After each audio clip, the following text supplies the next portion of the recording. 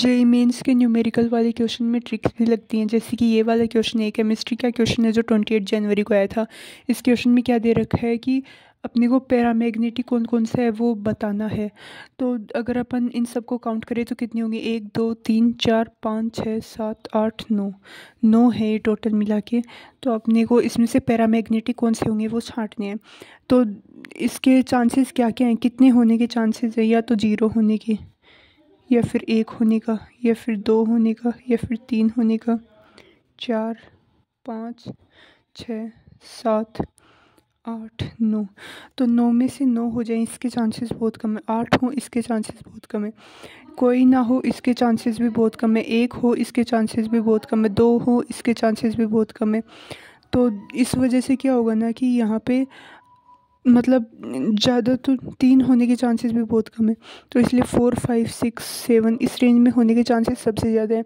और उनमें भी अगर अपन देखें तो 5 और 6 के होने के चांसेस सबसे ज़्यादा हैं। और ऐसे क्वेश्चंस में क्या होते हैं ना कि 50 से 60% होने के चांसेस जो होते हैं ना वो सबसे ज़्यादा होते हैं, इसी रेंज में होता है आंसर सबसे ज़्यादा है, मतलब 98 99% इसी रीजन में होता है ऐसे क्वेश्चंस का आंसर। तो इसलिए 5 और 6 होने के चांसेस है ना वो सबसे ज़्यादा हैं। तो अगर ये क्वेश्चन जिसको नहीं भी आता था ना उसके भी इस क्वेश्चन के सही होने की प्रोबेबिलिटी 50% हो गई। और ये क्वेश्चन है ना न्यूमेरिकल का है तो इसमें नेगेटिव मार्किंग भी नहीं है। इसलिए आप है ना अगर आपको ऐसे वाले क्वेश्चन कोई आए एग्ज़ाम में जो कि आपको नहीं आता हो तो आप उनमें इस तरीके से मार्क कर सकते हो और पक्का आपके मार्क्स है ना वो बूस्ट होंगे।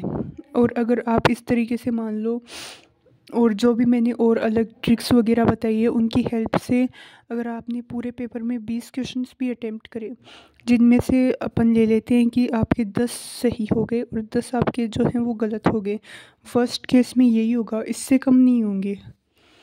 तो अगर 10 सही हुए तो कितने मार्क्स है, 40, 10 गलत होने के -10, तो आपके 30 नंबर है ना वो बूस्ट होंगे। जिन क्वेश्चंस में आपको कुछ नहीं आ रहा था उन क्वेश्चन में आपने तुक्के लगाए और उनमें आपके 30 नंबर बूस्ट हुए। इन ट्रिक्स का है ना ये फ़ायदा है। अब अगले वाली ट्रिक देखो, इस क्वेश्चन में दे रखा है कि बैक्टीरियल ग्रोथ होगी ना उसका ग्राफ अपने को पूछा है। तो ये सीधी सी बात है, इतना तो अपने को पता है ना कि पहले कुछ ना कुछ बैक्टीरिया होंगे उसके बाद ही तो वो ग्रो करेंगे, तो कुछ ना कुछ होंगे। तो इसमें कुछ नहीं दे रखा पहले, तो ये वाला एलिमिनेट हो जाएगा और उसके बाद में वो ग्रो करेंगे यानी कि बढ़ेंगे, तो ये वाला ग्राफ ही होगा और बाकी कुछ हो ही नहीं सकता।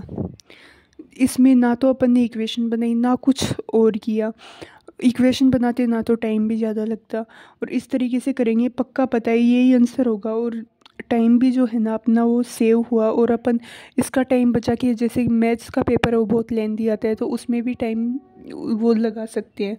और अब आप लोगों के लिए ना एक और न्यूज़ है कि मैंने मास्टर शॉर्टकट ट्रिक्स का है ना एक कोर्स बनाया जिसकी एक्चुअल प्राइस ना 5999 है, लेकिन अभी है ना कुछ दिनों के लिए ये 50% ऑफ में है। तो इसकी जो प्राइस है ना वो 2999 है। तो जिसको ये कोर्स ख़रीदना है जिसमें मैं सारे के सारे ट्रिक्स जो है ना वो आपको बताऊंगी, इसमें ये है ये ट्रिक्स मैं आपको बता रही हूँ, पेपर वाइज बता रही हूँ। ये भी उसी पेपर की ट्रिक है और ये वाली है ना ये भी उसी पेपर की ट्रिक है। तो मतलब उसी पेपर में आए हुए दोनों क्वेश्चन हैं, लेकिन इस कोर्स में मैं आपको पूरा एकदम स्ट्रक्चर्ड मैनर में बताऊंगी सारी की सारी ट्रिक्स कि कैसे आपको कौन सी ट्रिक लगानी है, आपको रिस्क को मैनेज कैसे करना है, एग्ज़ाम में आपको मतलब पेपर कैसे लिखना है, ये सारी की सारी बातें इस कोर्स में हैं। तो जिसको कोर्स ख़रीदना है वो कोर्स ख़रीद सकता है और जिनको मेरे फ्री वीडियोस देखने हैं वो फ्री वीडियोस देख सकते हैं। और जिसको ये वीडियो अच्छा लगा वो प्लीज़ लाइक करना और शेयर करना अपने दोस्तों के साथ जिनको आप अपने कॉलेज में लेके जाना चाहते हो, जिनके साथ आप कॉलेज में जाना चाहते हो।